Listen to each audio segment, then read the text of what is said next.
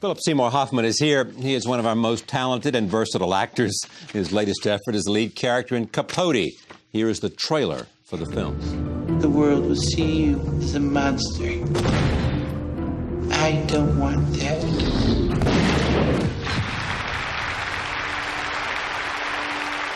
I've decided on a title for my book. In Cold Blood.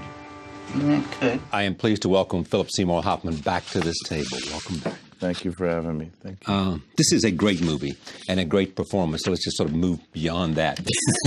Yeah, let's move Which beyond is that. uncomfortable for you. Way sure. beyond that. Here it is, this guy that a lot of people in New York know, a lot of people you know, who wrote this extraordinary book and sort of created an art form almost. Yeah. You know, in terms of a kind of what it was.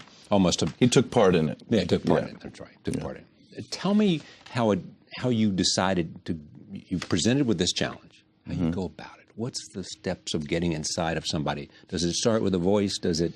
And what is it you have to capture to find the guy you know is Truman Capote?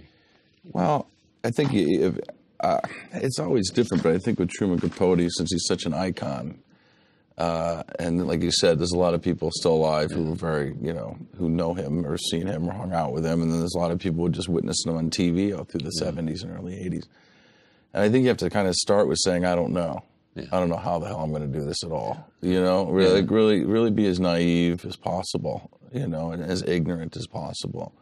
Because then you can keep yourself as wide open as possible for anything that could be of help, could be of use, And so I just read whatever I could, and I listened and watched whatever I could. He had a lot of television he'd done. Well, he's done a lot of television, but I tried to stay away from the talk shows. I watched them a little bit, but because the film takes place before that period of time, and I really wanted to capture him at kind of the height of his powers. This is the period really when he's at his best, And there's this great documentary that the Maysles brothers made called With Love from Truman around 67, 66 in black and white. Kind of a cinema verite capturing. Beautiful, beautiful film, and it helped me a lot because it was from that period, and it was capturing him in his private moments and his private settings in a lot of different areas. And you got to see him in a lot of different ways, and that was very helpful. But just to keep yourself open, because you don't know where something's going to come from that's going to inspire you to the next place, The voice is easy.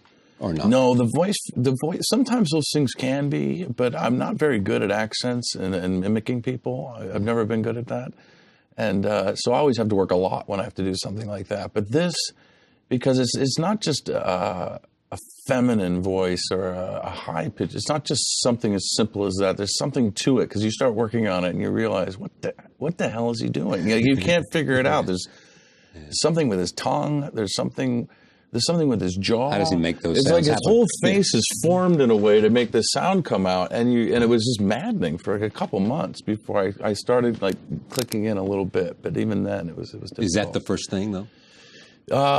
You slip back and forth. You kind of start making strides with one thing, and then you get an idea about another thing. It might be a physical thing, and you come over there and start making strides with that. But you're always got to be looking at the story. You always have to be looking at the truth and the through line of the story, because they can't live without each other. Yeah. You think you can compartmentalize all these things, but ultimately they have to fuse together and become a living thing inside of you. And so that's what's maddening, is that you want to, And one of the things that was essential about him, he was a great writer. It's a great writer. And you can't show that, can you? Well, you can't, but you can show his intelligence. Yeah. I mean, that's the thing, because a lot of people remember him as being somewhat of this just kind of colorful raconteur who became almost... Man around town in New York City who became almost embarrassing at times to a lot of people. He showed, that famous TV show that he showed up on, and he was drunk out of his mind, and there's a lot of times that he projected himself into the society. But that was at that later part. Was that the later... But that's how a lot of people remember him, what I mean? So it was very Yeah. important for me, to the people who don't know him, to see how intelligent and witty and insightful and quick he was, because that's really who he was. So you got to show his intelligence right off. Absolutely, absolutely. There is also about him this interesting thing, and you see this in the film, that he's different to different people. His relationship to his friends is one thing, raconteur, other thing is like certain confidence. When he's with people that he needs something from, he's manipulative, lying. he's whatever he needs to be. I mean, I think if you're somebody, and I think we can all relate to this, I think if you're somebody who is entering into an event, a situation, and you desire the love of the people in that event, whoever it is, be it one person, a bunch of people, and you desire it so badly, and you don't know maybe why you desire it so badly, but you do, you find yourself getting desperate. And you find yourself doing things that you wouldn't normally do. You find yourself morphing yourself into whatever you need to be in order to win them over. And I think that's a human quality when people are in that kind of vulnerable, insecure place. I think Capote lived in that place. That's my opinion. I think it varied from levels to levels, but I do think he entered into most events from that place of vulnerability and insecurity. And so he did whatever he could to gain the attention, the affection, the admiration of whoever he needed it from. And that, became a skill for him, I think. Did you like him? Yeah. And a lot of people I don't. A lot of people don't. It's funny. The people, somebody said to me, you made me feel for that little SHI, and I did, because the more I learned about him, it's just he's flawed beyond belief, and he can be judged and criticized to the end of the earth. But ultimately, when somebody's so flawed and you see all of them and they're so open like that, I had empathy for him. I did. Yeah. It's interesting, too, that this is a moment in his life, which is a divining moment. Yeah. And you see that scene we just saw in the trailer. He's reading the New York Times. Yeah. And at least he knows something is worth going to find out about. Well, he had incredible intuition, I think, and he had incredible. But this is one more murder. I mean, this is me being kind of mystical about it a little bit, but I think it was fateful. I think this event in his life was fateful. I think he was searching for it. I think he wanted to leave something behind that would be of such great magnitude, a piece of work like Proust's, Remembrance of Things Past. Right. He wanted that so badly. That I think he was honest at that time in his life. He was on a search for what that would be, and I think he happened upon this not by accident, but on purpose. Yeah. Because, I would believe that too. Knowing a little bit about him, I would believe that too. But it is the idea. Let's assume that he's looking for a main chance. Yeah. That he knows he needs something to give him a place in the annals of American literature. Yeah. He needs it. Yeah. Why would he choose this? Well, I don't think he knew. That's what I'm trying to say. I don't think he knew it was this at that time. I think he read the article. It's just worth going on a lark to find out. I think he thought that this was going to be a great article that he was going to write for the New Yorker. I thought that this town dealing with these murders, this is going to be this fantastic article I'm going to write. But I think that's part of it. I don't think he knew what he was getting himself into, but I think deep down underneath, he was always rolling the dice on maybe this is the one, even though he might not be conscious. That's just how I saw it. So like when he was in Kansas and Perry Smith and Dick Hickok show up, you see him, this fateful tragedy start to roll out. It plays out. It's unstoppable, It's almost as it reaches out to get him. It reaches out. Yes, exactly. He thinks he's going. He thinks he's like, I'm going to grab, but actually it's grabbing him. Yeah. It reached, I think in Bennett, the director, Bennett Miller, feels that Kansas basically reached across the country and grabbed Truman Capote from New York and pulled him that way. And he was uniquely able to do this story because he knew how to get inside these two murderers. Yeah, I don't think he had any clue how to do it at first, but he sure figured it out. Yeah. When you also, well, let me talk about how you mentioned Miller, who's this director. Yeah. You two knew each other since you were 16? 16 years old. And Danny Futterman, the screenwriter. We all met a former actor and now screenwriter. Yeah, well, he's an actor still. Yeah, it's his first screenplay, and it's Bennett's first feature, but Bennett has a lot of experience shooting film and commercials, and he shot this wonderful documentary, The Cruise, in 1999. But we met in the summer program when we were 16, which is, and I went to college with Bennett, and this is not anything I think any of us ever thought would ever happen. It's pretty Define him as a director, because you said something, there's a New York Times piece about the three of you, and it was a scene setter in which you guys are making the pitch. And the guy who's going to give you the money, or whoever it is, ends up giving you, cost $7 million to make, according to the New York Times. Yeah, ultimately it did. It was more than that at the time, but we pushed it. But in a sense, tell me about Miller. I mean, this guy who made this really. Well, there's people in your life. You know people from when you were a teenager, right? There's people and there's people you always have a feeling about, And Bennett is one of those guys. He's been one of those guys since I knew him. He's always been probably the most intelligent man in the room since I've known him. He's always been one of the wittiest men in the room since I've known him. And I just knew that he hadn't shot a feature film yet. We're both 38 years old because the right one hadn't come yet. Not because he couldn't. He got offers after the cruise. Yes, absolutely. And I really think that when he came to my house with Danny Futterman and said, this is a script that Danny wrote and I think I want to direct it, I was like, oh, really? Because you're 38, now you want to direct? And that made me very excited. That turned me on because I knew that when he made a film, I knew when he made his first feature, it would be a very exciting film. And I think because he's methodical, he's meticulous, he's passionate, he's driven to... He's driven, and he's intelligent. And I knew that he was going to push me and challenge me and do whatever it needed to take with me to get the job done. And that's what I need and that's what I like. In the life of Truman Capote, Harper Lee, childhood friend, wrote To Kill a Mockingbird. Yeah. Plays what in this movie? What is she there for? Well, he says assistant and personal bodyguard. That's how he describes her, which tells you a little bit about Capote right from the get-go and their relationship. They're kind of... joking, stabbing, kind of. But she's also a truth teller. She's much more than that. That's just the joke at the beginning. Which I think what she is she's there also as a buffer, because I think he's nervous and scared of how people are going to deal with him when he gets down there, being 1959 Midwest Kansas, and how Truman was. And she had that way about her, and I think she did help him a lot. And she was also very simply a fact checker for him. They'd be at the interviews together with whoever, and they'd go back, because they wouldn't record or write anything down. And they'd go back to the hotel room, and they'd remind each other of exactly what people said, and they'd write it down. And that was all. But I do think, as a friend, I think Truman had a few people around him, Jack Dunphy being one, his lover, who I think were there. They were his mirrors.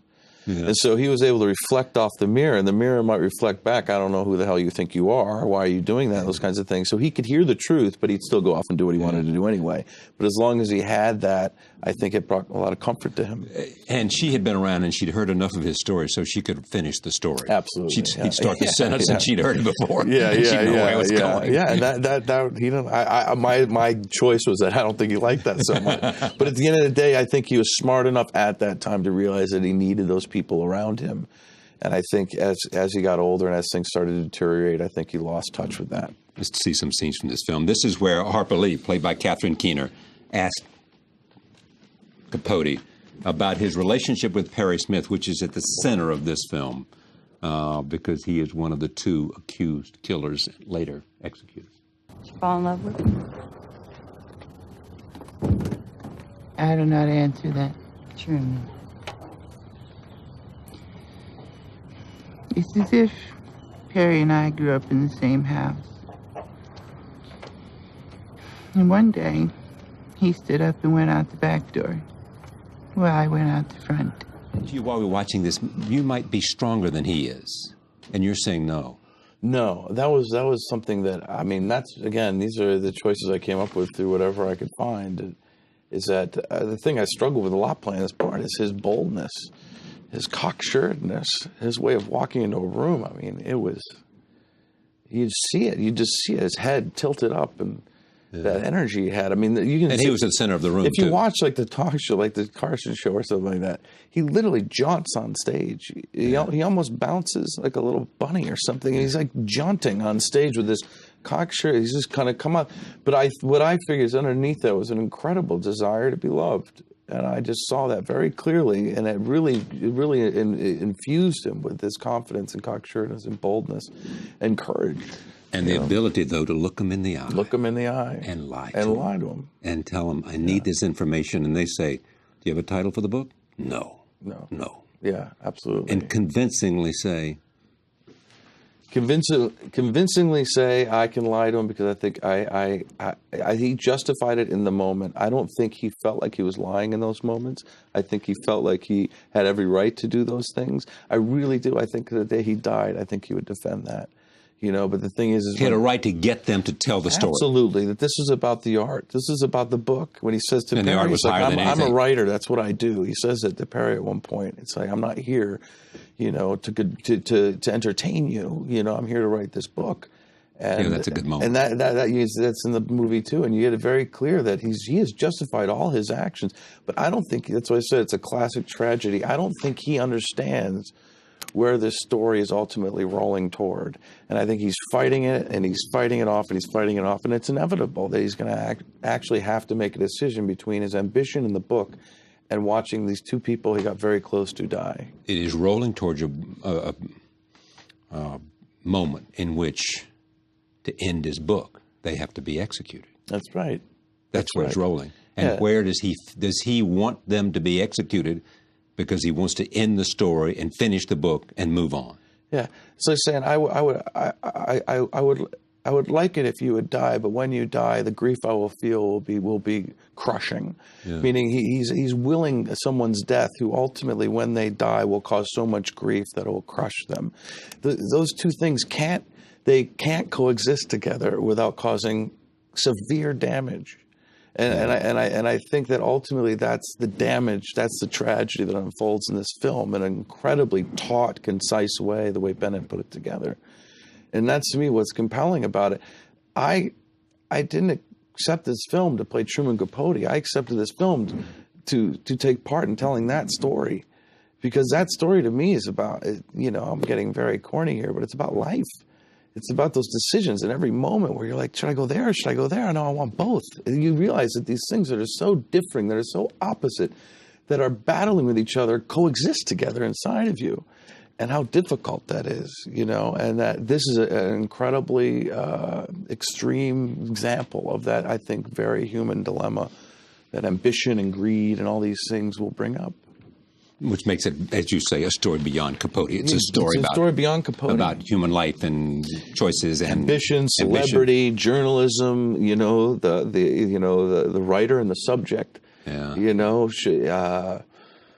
God, it really is. Did you see all of that when you get a call from Bennett saying, "I got this property we ought to talk about," or whatever he said? I mean, I remember one of my first conversations was, this story has everything to do with the exploitation of life that we're experiencing right now. Yeah. It's like 24/7. You guys walked in with your eyes open, knowing what you had. Yeah, well, I think so, or we wouldn't have walked in the room. We had a lot of doubt if we'd be able to pull it off. A lot of doubt. We were all I think, hoping that maybe it wouldn't even happen. You've had a variety of experiences. Is this as good as it gets in terms of making a movie? It's as good as it gets pertaining to the relationship I had with my director and my writer. And their relationship they had to their actor, because we knew each other for so long, that can sometimes go sour, as we all know. Yeah. And this thing, it only made us closer. We did battle when we had to do battle. We argued when we had to argue. We hugged when we had to hug. We made up when we had to make up. And other than that, it was just truth from beginning to the end of the day. You don't need to coddle me. You don't need to, you know what I mean? It's just, I want the truth. If you got to yell at me, yell. I was like, let's do whatever it takes. And that was an incredible experience and a very, very satisfying one. Mm-hmm. Take a look at this. This is where we want to introduce you to the characters where Capote tells Perry Smith why he keeps talking to him. Here it is. There is one singular reason I keep coming here. Truman. November 14th, 1959.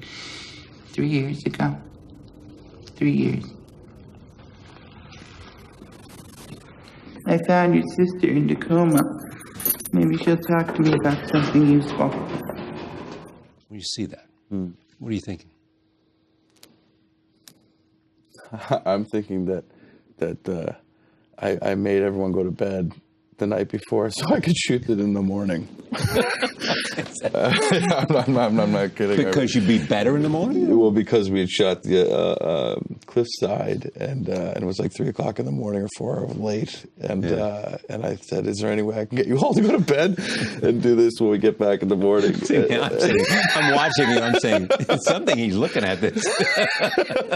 I think but that's the stuff I think about. That's what you think about when you watch it. But I think about it. Well, that pertains to what we were talking about before. You see his incredible strength. This guy he's talking to shotgun a family of 4 in the face. And he is he has won him over in such a way that he can actually deal with him like this, and he humiliates him in that scene in a very ugly way, and playing games with his brain. Yeah. And then after that, saying, "I'm going to go visit your sister." And she'll tell me. She'll tell me.